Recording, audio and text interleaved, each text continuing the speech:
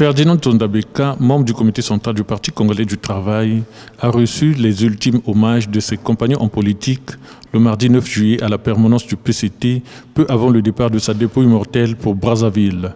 Ferdinand Tsondabeka, qui a tiré sa révérence dans la nuit du 25 juin, était un homme qui avait pour norme la dignité, à en croire ce témoignage fait par l'un de ses amis.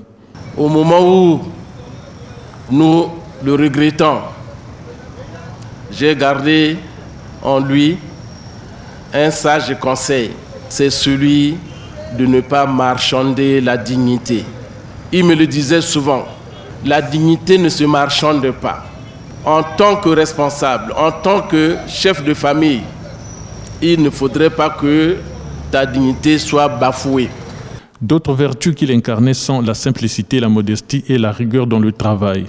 Si de là où il repose, le membre du comité central, le camarade Ferdinand Tsondabeka, peut nous voir et nous entendre, il me reprocherait véhémentement de discourir et de sombrer dans ce qui le repoussait le plus, à savoir incliner sur sa pierre tumulaire la découverte des qualités post-mortem. Parce que la simplicité et la modestie étaient parmi ses traits de caractère, il aurait voulu que mon mot, plutôt que d'être dithyrambique, fût au contraire sobre, voire indigent. Respectant sa mémoire de ce point de vue, je vais m'efforcer de ne m'en tenir qu'à une narration expressis verbis ad litteram de sa vie.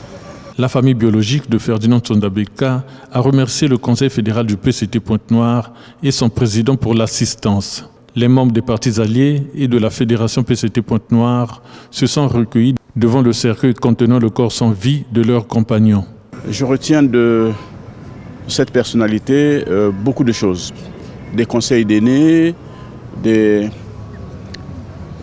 une pratique sociale digne de ce nom.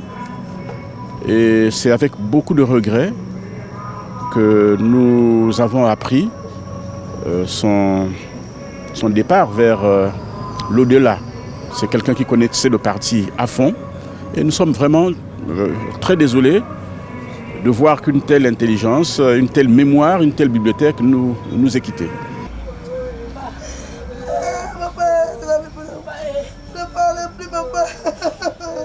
Né le 8 avril 1950 à Libala dans la Cuvette, Ferdinand Tsondabeka laisse une veuve et 9 enfants.